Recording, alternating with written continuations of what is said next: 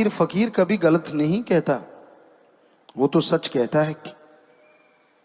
अब गलत लगे, अच्छा लगे, भला लगे, वो मर्जी आदमी की, उसके मन की, लेकिन जो सुन के मानते हैं उनके ही अंदर के द्वार खुलते हैं, उनके अंदर की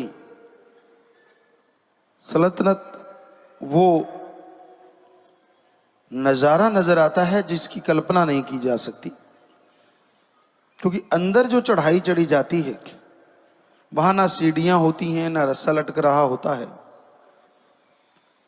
वहां ना कोई लिफ्ट लगी होती है। अंदर की चढ़ाई गुरु पीर फकीर जो आवाज देते हैं उसी आवाज को पकड़ के चढ़नी पड़ती है। और रूह जब उसे पकड़ के चढ़ती है तो उसकी स्पीड बहुत जबरदस्त होती है। यहां मालिक को लगता है स्पीड स्लो हो जाए, वहां स्लो होती है, क्योंकि वहां नजारे दिखाने होते हैं। सारी त्रिलोकी अंदर है, त्रिदेव अंदर है, सब कुछ अंदर है। तो उन नजारों को देखती हुई जीवात्मा उस आवाज के सहारे चढ़ती है और उस परम पिता परमात्मा के जब नजारे करती है वो तो कहने सुनने से परे की बात होती है। तो आवाज तभी सुनाई देगी ना अगर बाहर की आवाज सुनोगे। कहने का मतलब गुरु पीर फकीर जो बात कहते हैं अगर उसको मानोगे तभी अंदर की आवाज चलेगी, वरना तो आपने तो लॉक लगा रखा है अंदर वाली आवाजों को। बाहरी इतनी आवाजें करते रहते हो कि अंदर वाली आवाज तो गुम हुई पड़ी है। बाहर की आवाजों में इतने मस्त हो कि अंदर की आवाज की तो सुध ही नहीं है आपको। चुगली कर ली, निंदा कर ली, काम वासना, क्रोध है, लोभ, मोह, अहंकार, मन, माया, क्यों, किंतु, परंतु, सारा दिन चलता रहता है, कच कच कच कच। पता नहीं आदमी थकता क्यों नहीं एक ही तरह की ऐसी बातें कर कर के। राम नाम जपने बैठो तो कह देता मैं तो थक गया जी, 2 महीने कर लिया, बहुत हो गया। रोटी खाते नहीं थके, जन्म से लगे हो खाने, अभी तक खाते जा रहे हो रोज। 2-4 परोठे ज्यादा ही रगड़ जाते हो जब ज्यादा स्वाद हो। वो थके क्यों नहीं भाई? सुबह सुबह जाते हो रफा हाज, तो उससे नहीं थके आप? रोज एक ही काम कर रहे हो, क्यों नहीं थकते? नहीं थकते ना। कपड़े रोज पहनते हो, नहाते भी हो ज्यादातर, तो राम नाम में ही थक जाते हो, बाकी किसी काम धंधे में नहीं थकते। चुगलियां करते हो सिर जोड़ जोड़ के, हाँ ऐसे था, वो वैसा था, तब नहीं थकते? शर्म नहीं आती? कितनी देर होगी करते हुए, कभी तो बस करो ना जी। इन चीजों में तो कहते पता ही नहीं, टाइम ही नहीं, मजा ही फिर आता है। टेलीविजन देखते हैं बच्चे घरों में, नेट करते हैं, नेट पे लगे रहते हैं, कहते ले मजा ही इसमें आता है। आंखें बर्बाद सारा दिन देखने से, सुनने से कानों में गलत असर जाता है और दिमाग में तो जाएगा ही जाएगा अगर दिन रात लगे रहोगे। ठीक है, लिमिटेशन हो उसमें आप देखिए, कुछ गलत नहीं, और गलत देखिए ना, ये बहुत जरूरी है। तो कुछ गलत नहीं, लेकिन आप तो लगे रहते हो, आपको तो मजा ही नहीं आता। वो जिंदगी वैसी लगती है बेसार। किसी ने 4 बातें कह दी, अब आप कैसे हो आपको दर्पण में पता है। शीशे में देखो, बिल्कुल ओपन माइंड होके आपको पता चल जाएगा मालिक ने कैसा थोबड़ा दिया है, कैसा रंग रूप दिया, सारा बढ़िया है, जैसा भी दिया है अच्छा दिया है। पर कोई आपको मक्खनबाजी लगाता है, आप तो इतने ऐसे हो, कहाँ जिंदगी रोल दी, यो आप तो इतने खूबसूरत हो, फलां धिंकड़, और आप फूल के कुप्पा हो जाते हो, बस पिन टच करने की जरूरत है, पटाखा बोलने वाला है। जैसे हो वैसे हो। शीशे में रोज देखते हो, आपको भी पता है, और शीशा झूठ नहीं बोलता। हाँ, थोड़ा झूठ बोल सकता है, रंग के काला पीला दिखा सकता है, वो हो सकता है फर्क उसके पानी का, अदरवाइज तो जैसा नैन नक्श है वो तो दिखाएगा ही ना। तो फिर आप दूसरों की बातों में क्यों आ जाते हो?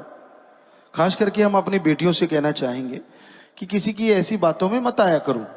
वो आपको यूज करने के लिए, आपका इस्तेमाल करने के लिए आपको बटरिंग करते हैं, और आप अच्छा, तभी सारा चेंज ही हो जाते, हाव भाव, कपड़े लत्ते सब, एक्शन, एक्शन पे एक्शन, सामने रिएक्शन। तो ये सारी गड़बड़ है। क्यों भाई, ऐसा क्यों सोचती हैं आप? ठीक है, मालिक ने आपको बढ़िया बना रखा है, खूबसूरत हैं आप, सुंदर हैं आप, जैसी भी हैं सुंदर हैं, जो मालिक का नाम जपती हैं, उससे सुंदर कोई हो नहीं सकता। पर दूसरे के कमेंट से या दूसरी की निगाह से आपको होता क्या है? क्यों बहक जाती हैं, क्यों फिसल जाती हैं आप? किसी लड़की ने कह दिया हाँ आप तो ऐसे हैं वैसे हैं, कुछ बोल दिया, आपके सपनों में भी वही चलता है, हाँ मैं तो पता नहीं परी बन गई, पंख निकल आते हैं, उड़ रही हो। जबकि उठती हो तो चारपाई से उठना मुश्किल होता है, सुबह सुबह माँ 4-5 बार उठाएगी तब जाके उठती हो। सबके साथ एक जैसा नहीं है, पर बहुतों के साथ ऐसा है। तो बेटा क्यों आप फिसल जाती हैं, फिर आपकी जिंदगी नरक बन जाती है, क्यों ऐसा करती हैं आप जैसी हैं बढ़िया हैं। तो हमारा कहने का मतलब, हमारी बेटियों को ये ध्यान में रखना चाहिए, किसी के बहकावे में, किसी की झूठी बातों में कभी नहीं आना चाहिए, क्योंकि आज घोर कलयुग है, लोग आपको इस्तेमाल करना चाहते हैं, दैट्स ऑल।